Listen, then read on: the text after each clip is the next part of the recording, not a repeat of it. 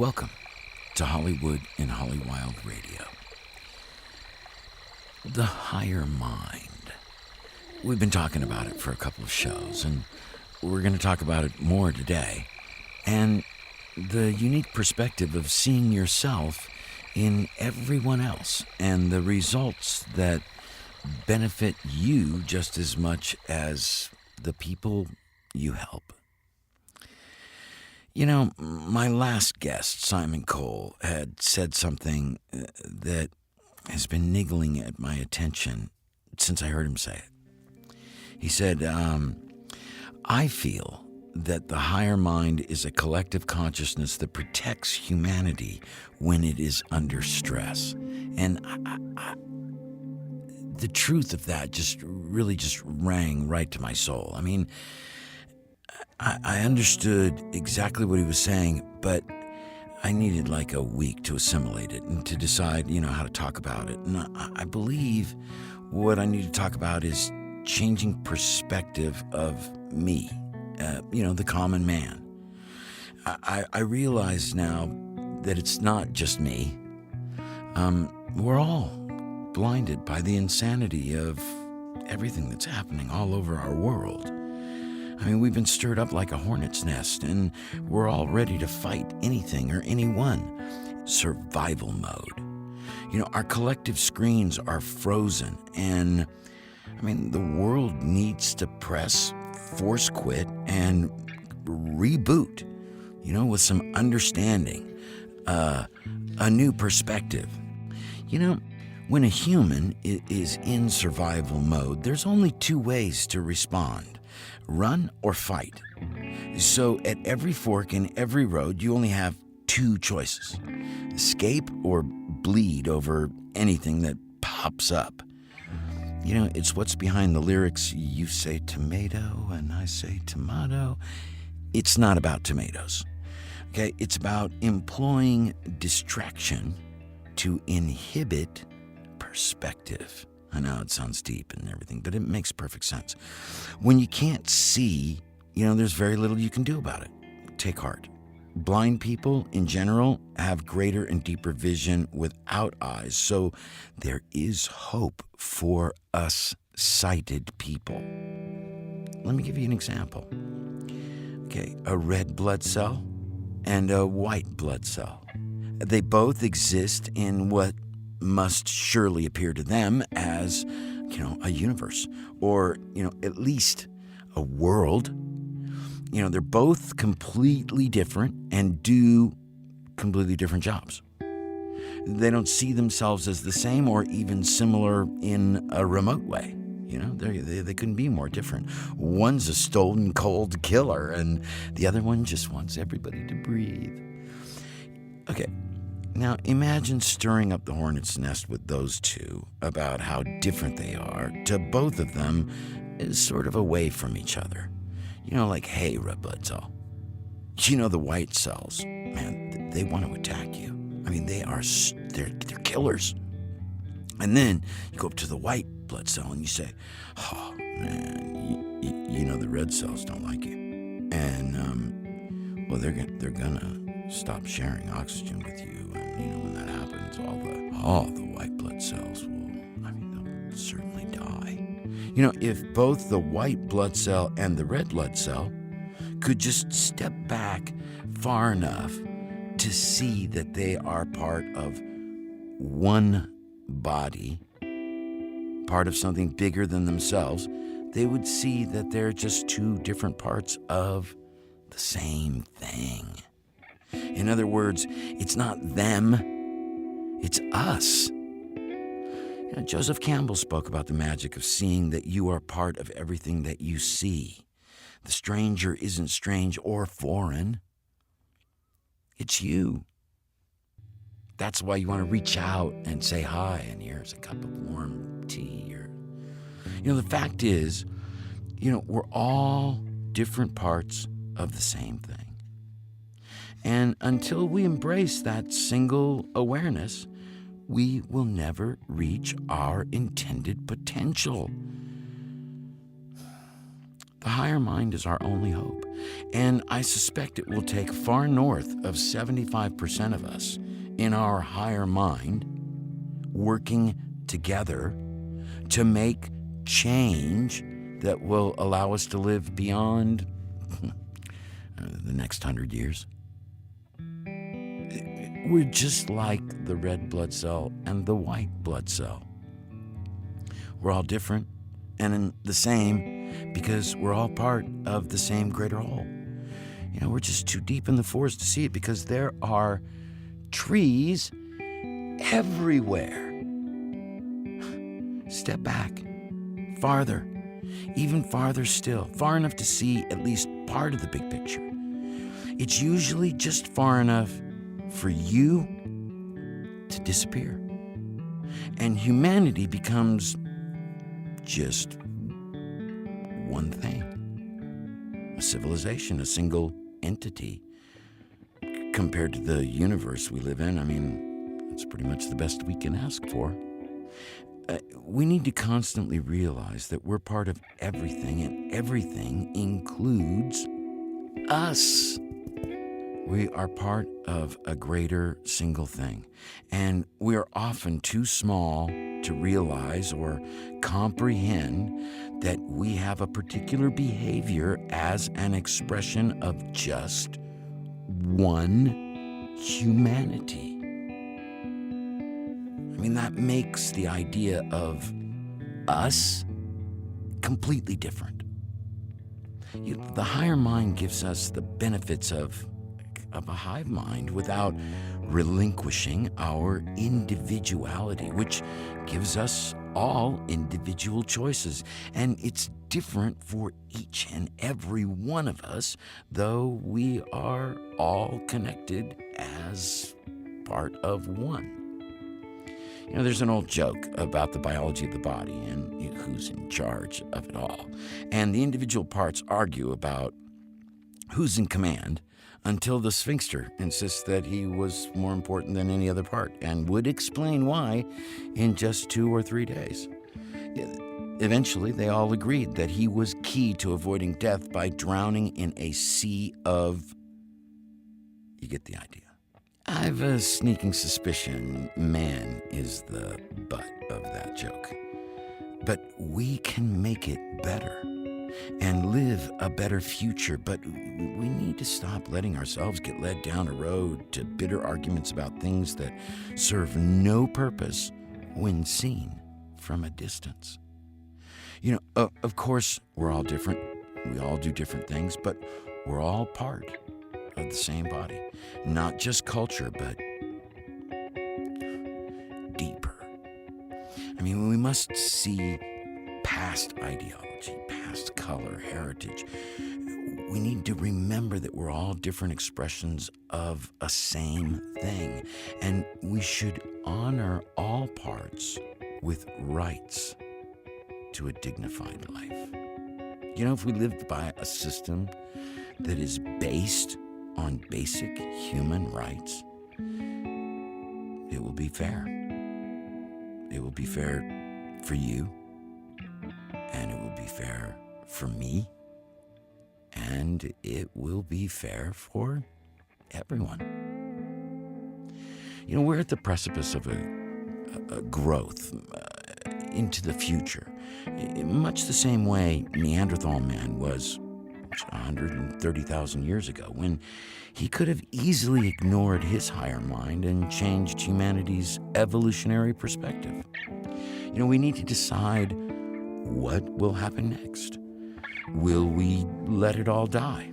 Or will we start acting like the evolved beings Neanderthal man envisioned us to be and go beyond survival, once again into the next step of evolution, filled with culture and living in concert with our environment, our family, our friends, our neighborhoods, our countries, our world, and someday, for our descendants, our universe. This is KRYZradio.org and 98.5 LPFM, rolling into the flatlands like a cool breeze from the Sierra Nevada. Lots of cool stuff has been shaking down in Mariposa, and I'm feeling very sad that it's so hot for everyone in California, but me. I mean, it's cooler here than just about everywhere right now. Last night's Yosemite Music Festival was fantastic, and today and night, it's Saturday as I pen this, is the last night of the festival. How sad. It has been such a fantastic experience, and I got to meet musicians from Earth Girl, Helen Brown, Strange Vine, and tonight I'll get the chance to talk live with Mapache, the Atomic Sherpas, and the heavy metal monsters, Green Machine. It's wild, and the music range reaches deep into all spectrums of sound and style. And we're going to feature some cool music from these bands on today's show. But first, we'll do a rundown with Eric before we share this earhole goodness. Okay, so Eric, how are you doing in the heat down there? Good, man. Oh, it's 110 down here, Dave. Yeah. Crazy. Up here in Burning up. Up here in Mariposa, it's not even 100 degrees. You're smart. Scattered clouds. Yeah. I guess the only thing that could be better is if I had a lake on my property or... You're going to do that one day, right? Yeah, I talked to some people, and somebody's got a piece of land really close to my house that's like 20 acres. Might be perfect for the artist complex. Really? Does it Yeah, have I'm going to water meet on him it? and talk to him tonight at the music festival. That festival sounds amazing. The bands you were telling me about. I know, right? It's going to be fun. Yeah, You're it's gonna the have a blast. Mariposa Music Festival. It's going to be great. And the festival is put on and run by KRYZradio.org. I did not know that until yesterday. Man. Yeah. So all the proceeds, if there's any proceeds, I guess they get, around 600 people. But the fairgrounds are really, really cool. There's, it's a very mellow environment. I haven't been to a concert there yet, so this is going to be a new experience for me, and I'm really looking forward to it. But I'm going to be interviewing Earth Girl, Helen Brown, and Blank Tapes. And then on the next day, I'm going to be doing Mapache. Yep. And then I'm going to be doing later on the Atomic Sherpas. I love that name. And the band is really cool, too. And Green Machine, which is a total heavy metal band. I mean, yeah, it's just serious. It's cool metal. that you're getting into the local scene, too. That's so Yeah. good. There's a gal that does a show on KRYZ Radio called The Scene. And apparently all of her kids are musicians, and so I'm dying to meet them and hang out, maybe do a jam. When you're up here, maybe we'll get together. We'll do some adjunct band thing. And That'd be great. Yeah, it would be really big fun. Because everybody up here is a big kick. They're a really big kick. So, so we got a lot of bands there, and it's going to be really interesting. It's tonight, Friday night. We're obviously doing the interview 2 days before the show, and then Saturday night, and then at least, even though I haven't heard them, live. I've heard all these bands that we're going to talk about today, and you have too. Yeah. We're going to put on three songs from three different bands that are at the Yosemite Music Festival. And one of the songs is going to be Earth Girl, Helen Brown. And we're going to be playing the song Language of Love. How cool is this band, dude? Yep. And I went on YouTube and I saw the video for this, and it's so interesting because it's got that 80s video look to it. Did you see that? Yeah. And it's, and they were playing right around the corner from where I used to live in the Arts District. Oh, really? Here, downtown. Yeah. They played in L.A. a lot. In fact, they were at this club, and I know the people who own the club, and in fact, Nicole's really good friends with them. She's got a great voice. The girl, beautiful, and lower register when she goes down low. It's beautiful. Yeah. She's got a really throaty thing going on, and the other chick that does the keyboards. They're both. I was really into their harmonies. I just love their whole takeoff on the language of love. Yep. And Yep. it's when somebody comes along and does something to something that's like completely takes your head off, And I twists really, it. it was really good. Okay, so then the other song we're gonna play a song called Paradise from Blank Tapes. Yep. And totally different. More of like, I love the guitar melodies that they're doing. Right. The beautiful, and it's poppy, real poppy. Yeah, real pop. But rocky pop. Yeah, rock pop. Yeah.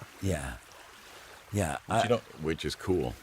Yeah. Again, kind of remind me some '80s new wave elements. Yeah, definitely. Yeah. I mean, all these bands are not afraid to take what they want from the past, and they own it too. So I really dig that. I love it when somebody picks up something else and just spins. Yep.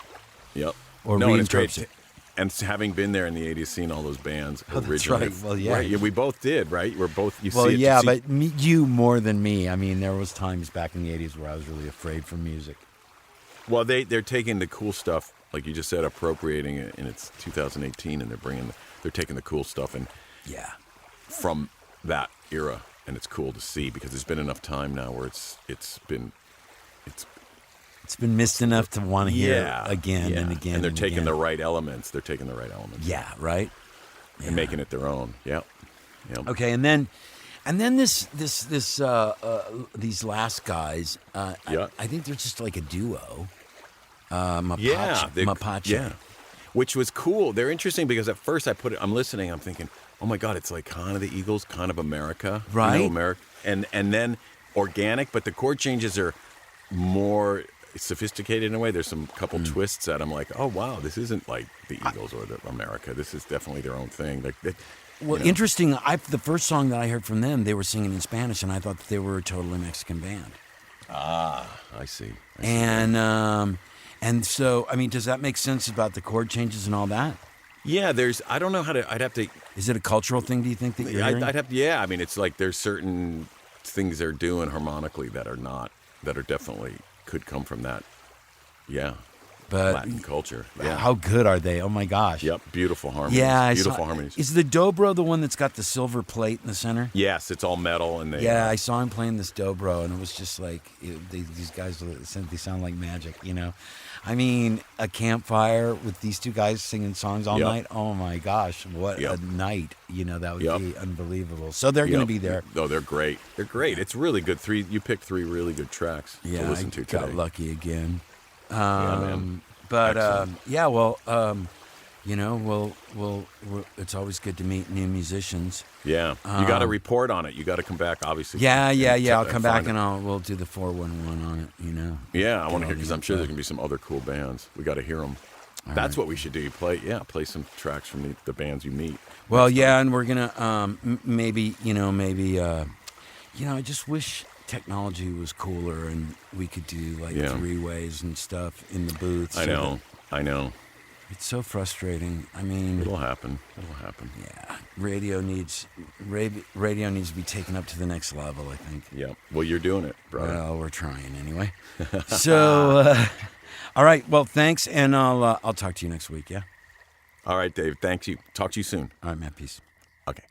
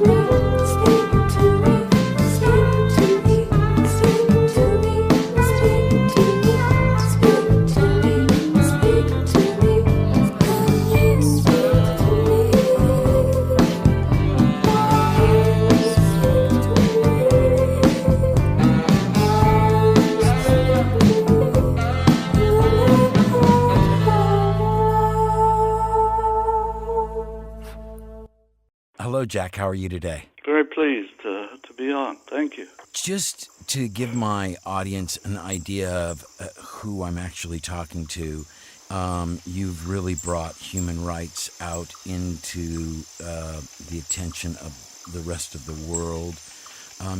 You now work at an organization called the Human Rights Action Center. How did you get started, and how did you end up doing all this? Basically, I was a Franciscan priest until I was 30, and when I left, I decided that just to do good in the world. I didn't have great plans, but the goal is to do some good in the world, and I just jumped into human rights work because they're international standards, and I thought the world could use some international standards, sort of take the wisdom of Eleanor Roosevelt after World War II, what happened in World War II, and how to correct all that. And I thought that made sense. So I've been doing human rights work now for 50 years. 50 years, a half a century. What a handle. What a resume. I went on your site. I ordered your book, which I want to mention right now. Create Your Future, isn't that the name of it? It is. I didn't get it in time to read it before I talked to you today, but I'm really looking forward to it. Simon said it was really great. We both know Simon Cole, who was on last week's show. That was what I was going to say. Your idea about imprinting every passport with the Declaration of Human Rights was one of the most inspiring things that I saw on the website, even though it's all incredibly inspiring. But the first thing, when I first started reading about it, I was like, this is like a shield that anybody anywhere in the world can hold up and say, wait a minute, stop. I have human rights, and these rights are, and then the Declaration. And that was really intensely powerful for me. I think if people had something like that in their hand, I think it would change their perspective. And this came from Eleanor Roosevelt from World War II, is that correct? Right. And Cassis from France, Malik from Lebanon, Chang from China, John Humphrey of Canada actually wrote it. He was on the staff at the UN. The idea, really, it's the only great idea I've ever had, really, I think. And can you imagine us standing in Heathrow or Dulles Airport coming in? We're all reading about our rights as we stand there and all the different diversity that's in front of you. It would be magical. Yeah, it really would. I a couple of shows ago, I was talking about marching, and I was using the analogy of people as drops of water, and one drop of water is not going to quench thirst or do much of anything, but you start getting a bunch of drops together, and before you know it, you can grow food, and when even more drops of water get together, it becomes a river, and finally it's an ocean. And if we looked at people like drops of water and we just kept gathering together in a natural way like water does, it would, I think governments would be more inclined to listen if, the way I see it is if we took marches at inconvenient times, in the middle of the week when it's not convenient to have a march, and stop everything and have a picnic and say we're going to do this again until we get these problems fixed. And it would be a great peaceful way to do it, and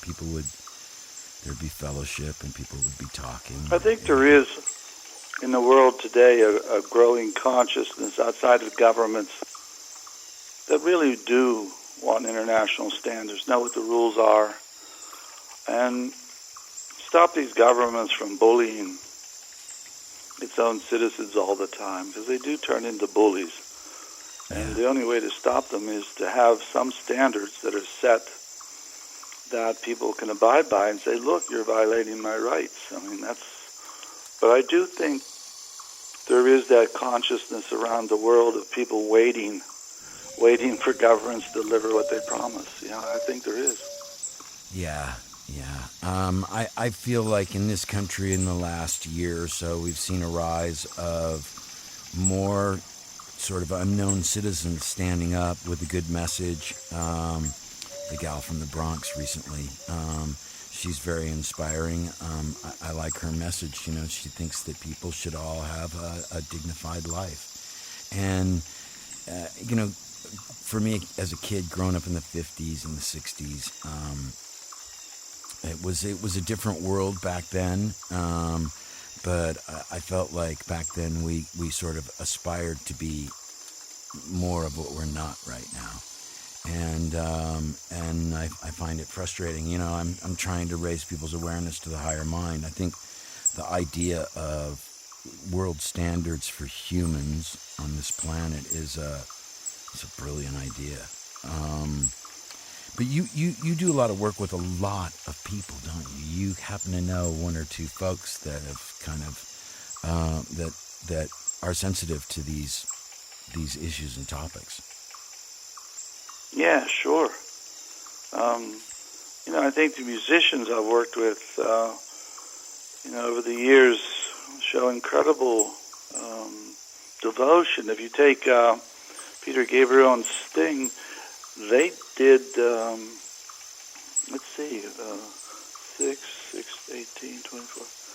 26 free concerts for Amnesty. While I was there, never got a penny, and did the United States, did around the world, and then flew down to Chile. I think Wynton Marsalis in jazz always talks about the history of the black community working with the white community. He talks about it all the time, and it does beautifully.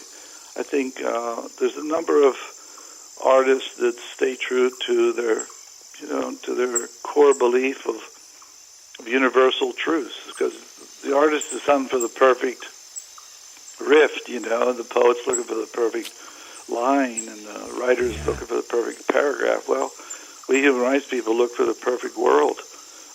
We have a right to demand no torture, no disappearances, no killing. I think that's why artists get along, because we share a universal desire for universal protection for everybody equally. Yeah, I mean that was why I started working with Penn, Penn America, and I've been working with them for, I don't know, like 15, coming on 16 years. But that's a great free speech organization, and they have this great new newsletter called Dare that kind of acts as a filter for a lot of the kind of crazy news that ends up in front of people today. And I found that really useful, and I've seen Penn lift a lot of people of color that don't have access to opportunity up into the spotlight, and I mean, some of them are becoming really well-known published authors, and that's a voice that never would have happened without Penn. And your organization, Human Rights Action Center, the organization that you helped found, Amnesty International, these are all these are not they're not intended to be working businesses. They're out helping other people. What do you get? I mean, I get a really big kick out of sharing. Obviously, you do too, and through your advocacy work, it drives you. It makes you feel good. Can you give me a better description of what the kind of satisfaction that you get out of it? Because it is definitely not an ego driven action. It's pretty selfless, so it's definitely falls in the higher mind thing, and I'm just trying to get a better picture for my audience, because I want him to see that it's not something that's hard. It's actually something that's easy, and the benefits are great. You know. I don't know. I think we all have our backgrounds, but I think in my case, it was my mother. We come from coal mining people. Before that, we came out of the famine in Ireland. Luckily, and she taught me about justice and decency. And I think it was. I remember one day I said to her, "Mom, when will I become a man?" I was about 13 or 14, and she kept telling me to be a man, Jackie. And I said, "Mom, when do I become a man?" And she turned to me and sort of stared at me and said, "When you learn to walk the highways and byways of life, and you learn to listen to the weeping and the wailing of the poor, then and only then, my boy, will you be a man." Whoa. I'm like, wow. Oh, my God. I'm not going to ask this lady another question. These are heavy answers. You can think twice before asking a question the next time. We're going to take a break and hear this next song by the Blank Tapes. It's called Paradise.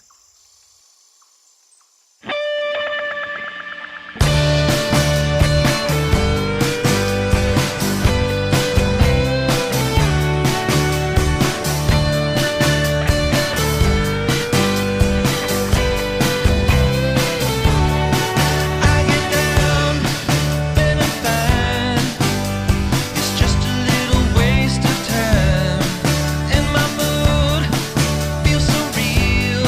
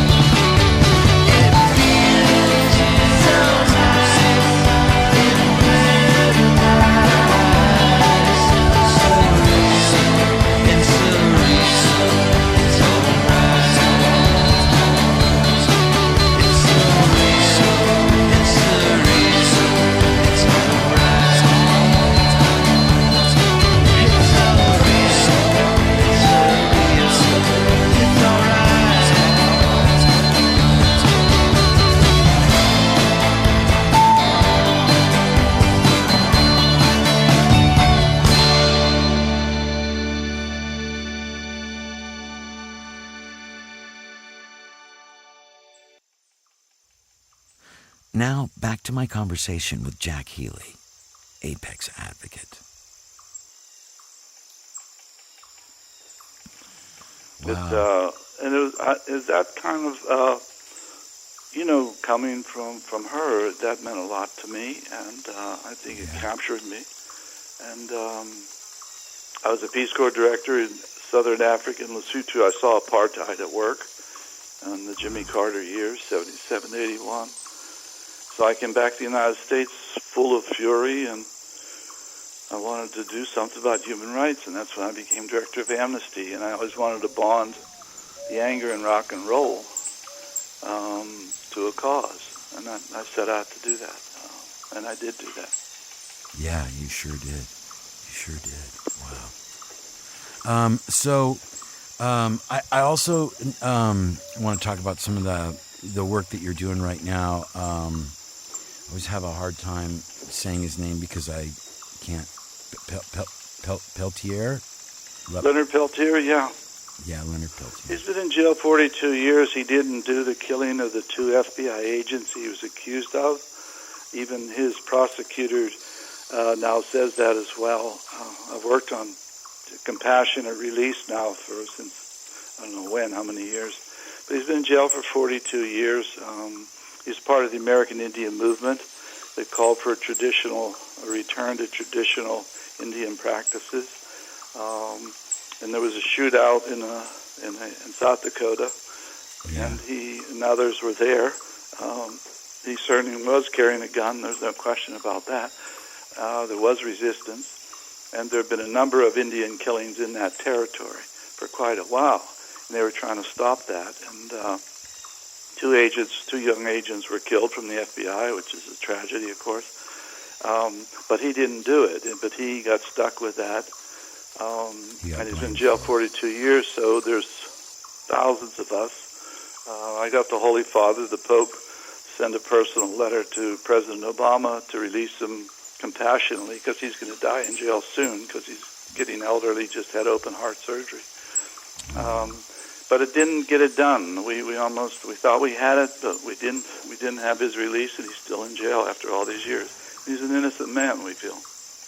Yeah. I mean, everything that I've read about it too, and plus the way that the Indian nations have been treated by this country and still are treated, and the lack of reparations, and it's so infuriating. I was living in LA for 40 years and then recently moved to the Sierra Nevada, and I just missed, through a series of complications, meeting one of the local women that is a historian about the Indian nations that lived in my neighborhood.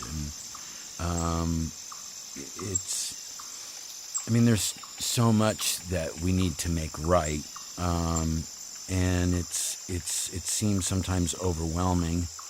How do you do it? Do you just make a list and just pick out the things that you think you can make a difference in and just slam on those, or?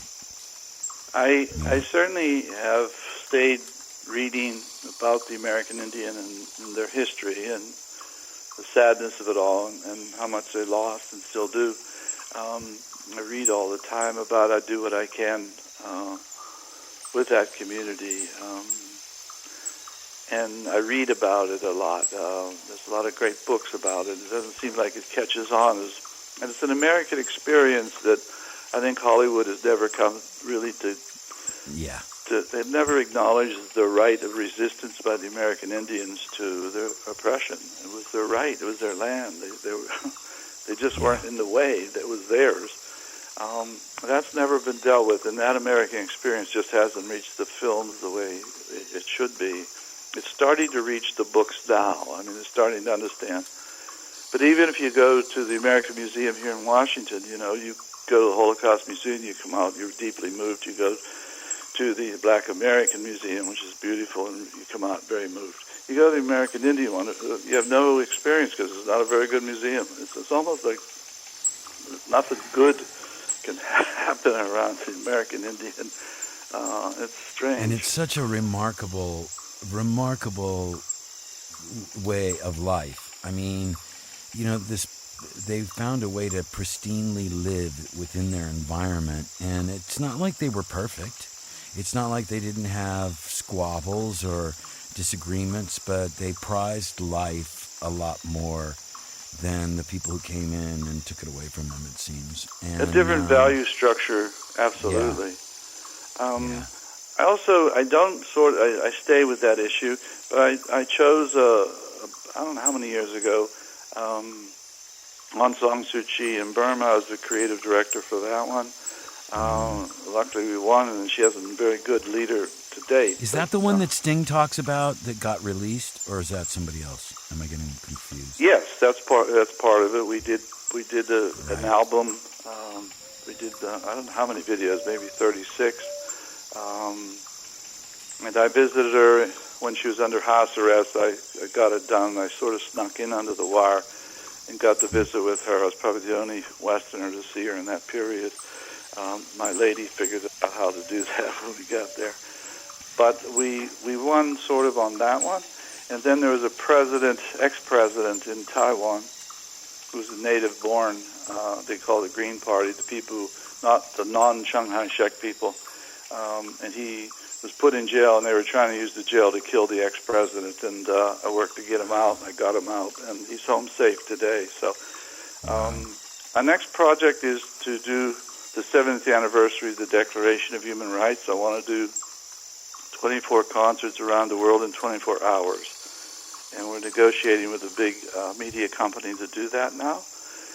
And it's starting to look like we may be able to do it on December exciting. 10th of this year.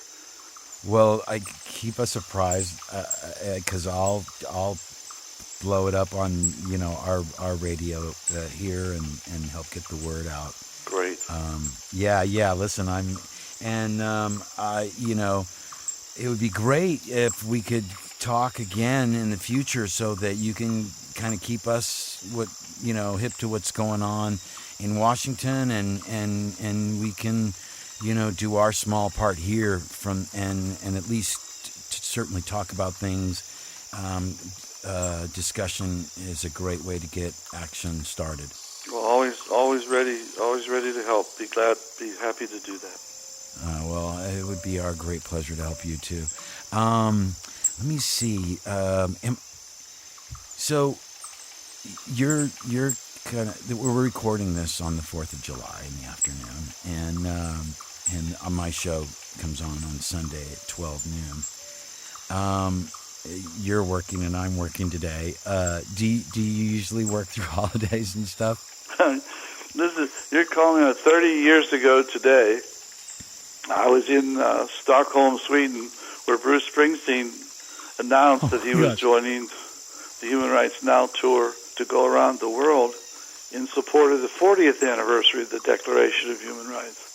It was actually, he announced on July 4th he was going to join, and that we were all together in Stockholm, Sweden. So this is the anniversary of this July 4th. So, and I'm announcing we're going to do the 70th on your show. So it's the first time I've talked about it on the media. So you have a super first. Excited. So we're going to do it again. Well, I definitely want to participate in that in any way, even if it's just a clap. So, Jack, I don't want to take any more of your time, but I would like to call you up again and check in and have some conversations from time to time. You have a lot of really cool things to share, and you're working on projects that we all need to know about because they deserve everybody's attention. And any way that I can do that on this show, it would be really my honor to do so. And listen, thanks for coming on. It was my pleasure, really David. All the best, and look forward to speaking to you again. All right, great. Thanks, Jack. Thank you, David. Bye-bye. Bye. So, okay. He just hung up. That's cool. All right, cool. How long was that? Let's find out.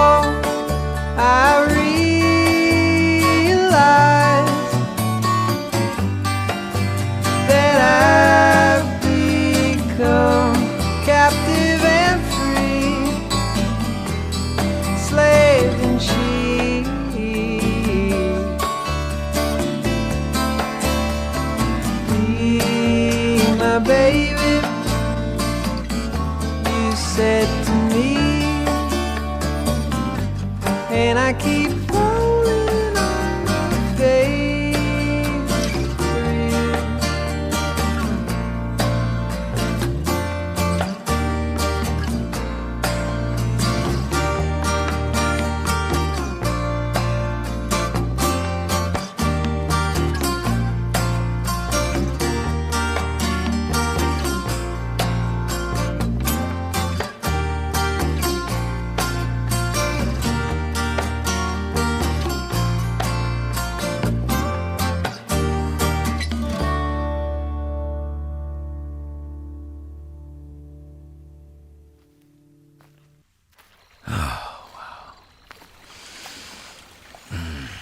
Smells so good up here in the morning.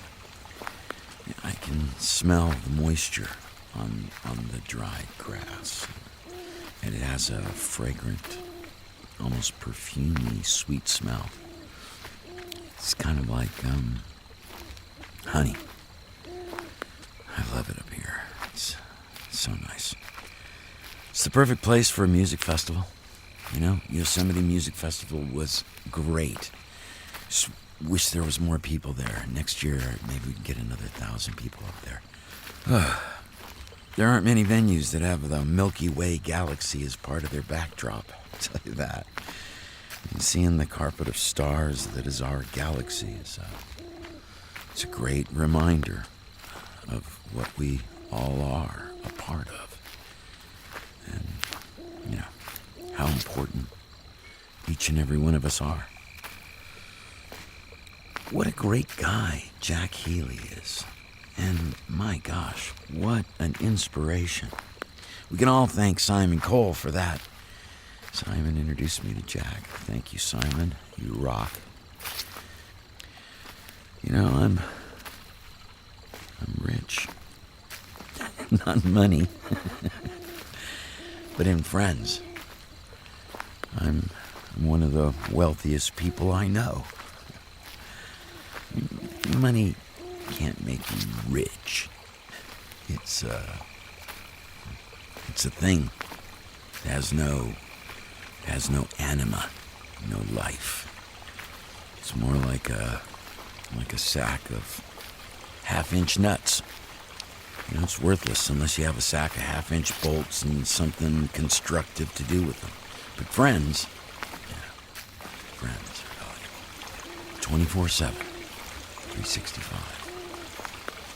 You know, if I could wish for anything on a fine day like this, it'd be that everyone would realize and appreciate just how important our friends really are and how they make our lives so much deeper and uniquely special. Imagine if we considered everyone our friend. Oh, what a life that would be like. What a world. You know, make someone's life better this week, and I promise it will make your journey more exciting and much more satisfying. Oh my gosh. There's a rabbit. You know, I knew they were up here, but this is the first one I've seen. Nice to meet you. Boy, you look handsome. You're such a good looker. Best to the family. Stay safe. There he goes. Wow. You know, with all the hawks and predators up here, seeing a rabbit is more rare than a unicorn or a pink elephant. Or even a mountain lion. City life seems so upside down compared to this. I'm gonna let Sam and Clay from the band Mapache walk you guys home, playing Songs to a Seagull.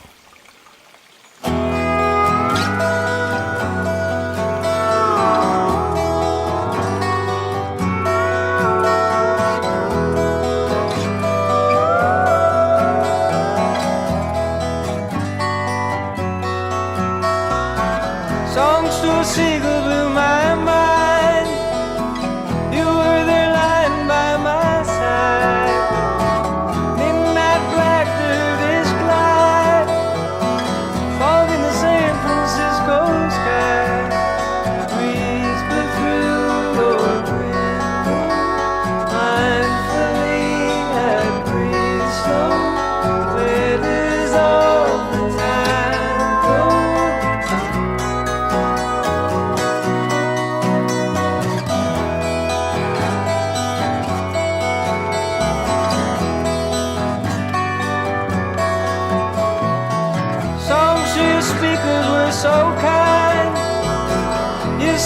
Without words to me they rhyme. You touch my head, I get high. Thoughts in the middle of the night. Light peek through your window, smiling, seeing love. Have you seen your eyes go?